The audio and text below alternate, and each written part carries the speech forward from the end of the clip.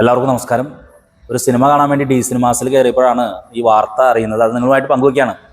നമ്മുടെ KSRTC bus സ്റ്റാൻഡിൽ നിന്ന് ഈ ഉല്ലാസയാത്ര എന്ന് പറയുന്ന ഒരു യാത്രയുണ്ട്. വിനോദ ട്രിപ്പ്, വളരെ നല്ല പരിപാടിയാണ്. ഞാനും പോയിട്ടുള്ളതാണ്.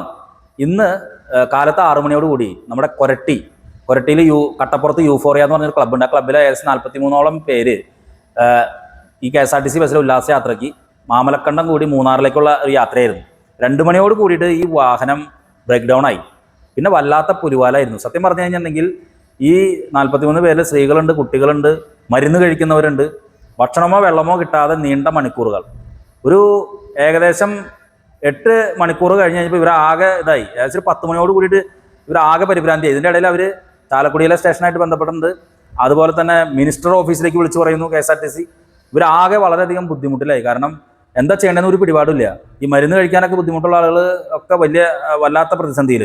ഇതിൻ്റെ ഇടയിൽ അവിടെ അടുത്ത് തന്നെയുള്ളൊരു വീട്ടിൽ കയറി കുറച്ച് പേര് കപ്പ ഇതൊക്കെ പുഴുങ്ങി കപ്പ കഴിക്കലും മറ്റു കാര്യങ്ങളൊക്കെ ആയിട്ട് നമ്മുടെ കുറച്ച് കട്ടപ്പുറത്തുള്ള ഈ ക്ലബ് അംഗങ്ങൾ മാറി. എന്നാലും വല്ലാത്ത ദേഷ്യവും അരിശത്തിലായി. ആരും ഇവരെ സഹായിക്കാനായിട്ട് ആരും ഇല്ലാത്ത രീതിയിലേക്ക് എത്തി. ഒരാൾ ഏത് രീതിയിലാണ് ചെയ്യണമെന്ന് അറിയില്ല. അവസാനം 11 മണിയായിപ്പോൾ, സമയം എത്രയും 11 മണിയായി കഴിഞ്ഞപ്പോൾ ഏകദേശം 11 മണിയോട് കൂടിയിട്ട് പോലീസും പുതിയ വണ്ടിയും എത്തിയിട്ടുണ്ട് എന്നാണ് എനിക്ക് ഈ മാങ്കുളത്തുനിന്ന് ഇപ്പോൾ അറിയാൻ സാധിച്ചത്. എന്തായിരുന്നാലും ഈ ഉല്ലാസയാത്ര KSRTCയെ സംബന്ധിച്ചിടത്തോളം നല്ല കാര്യം തന്നെയാണ്. ബഡ്ജറ്റ് ടൂറിസത്തിൻ്റെ ഭാഗമായിട്ട് നടത്തുന്ന യാത്രക്കാർക്കൊക്കെ സംഗതി വളരെ നല്ല സംഗതി തന്നെയാണ്. പക്ഷേ ഈ വാഹനങ്ങൾ വളരെ കൃത്യമായിട്ട് തന്നെയുള്ള വാഹനങ്ങളാണോ എന്ന് പരിശോധിക്കണം. ഇത് വേറെ ഏതെങ്കിലും സ്ഥലങ്ങളിൽ പെട്ട് വേറെ അപകടങ്ങൾ ഉണ്ടായാലോ? അത് മാത്രമല്ല, ഇത്തരം സാധ്യതകളെയും ഉല്ലാസയാത്രകളെയും സന്തോഷിക്കാൻ വേണ്ടി പോകുന്ന ആളുകൾ പിന്നെ ഈ ടൂറിസവുമായി ബന്ധപ്പെട്ട് അവർക്ക് വളരെ വിഷമകരമായ അനുഭവം ഉണ്ടായി. എന്തായിരിക്കും സ്ഥിതി? ഈ ബഡ്ജറ്റ് ടൂറിസത്തിൻ്റെ തന്നെ സ്ഥിതി മാറിപ്പോകും.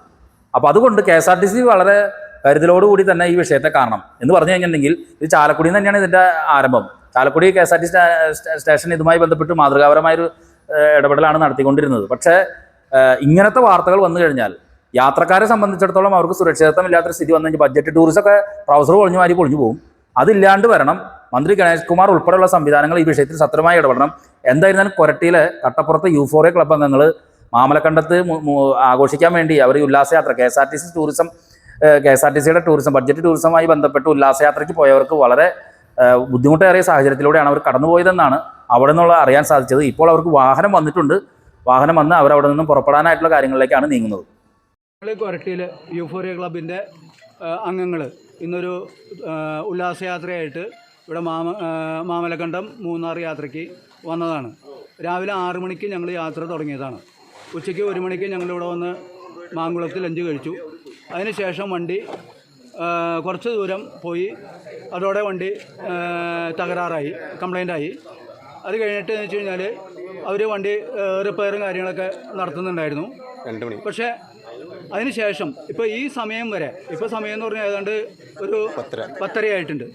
10:30 ആയിട്ടും 8.5 മണിക്കൂർ ഞങ്ങൾ 8.5 മണിക്കൂർ സമയം കഴിഞ്ഞു. വണ്ടി റിപ്പയർ നടന്നില്ല, പകരം വണ്ടി വന്നില്ല.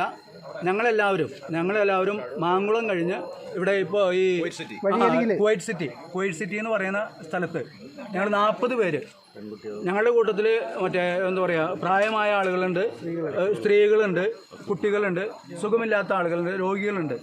അവരെല്ലാവരും തന്നെ ഇവിടെ ഈ 8.5 മണിക്കൂറായിട്ട് ബന്ദികളായിട്ട് നിൽക്കുന്ന അവസ്ഥയാണ്.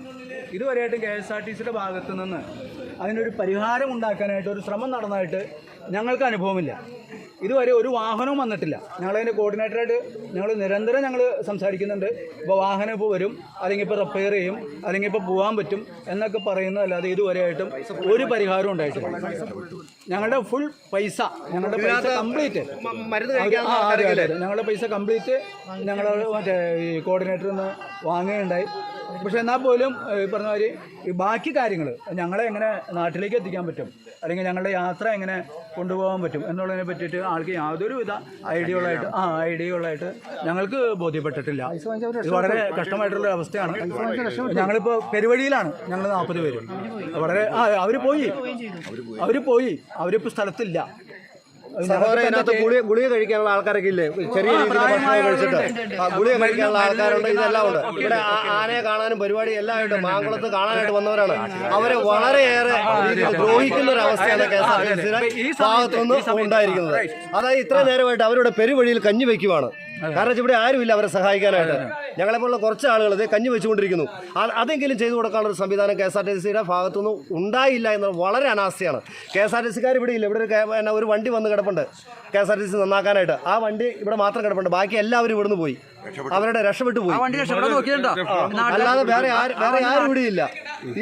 ഇതേ രീതിയിൽ കാണിക്കുന്നത് വളരെ ഒരു ജനങ്ങളുടെ അടുത്ത് കാണിക്കുന്ന വളരെ വഞ്ചനാപരമായ രീതിയിലുള്ള കാര്യങ്ങളാണ് KSRTCയുടെ ഭാഗത്തുനിന്ന്. അവർക്ക് വേണമെങ്കിൽ ഒരു പ്രൈവറ്റ് വണ്ടിയാണെങ്കിലും വിളിച്ചിട്ട് ഇവിടെ നിന്ന് ഇവരെ യാത്ര ചെയ്യിപ്പിക്കാമായിരുന്നു. പക്ഷെ അതുപോലും അവർ ചെയ്യാനായിട്ട് ഒരു സംവിധാനങ്ങളും ഏർപ്പെടുത്തുന്നില്ല.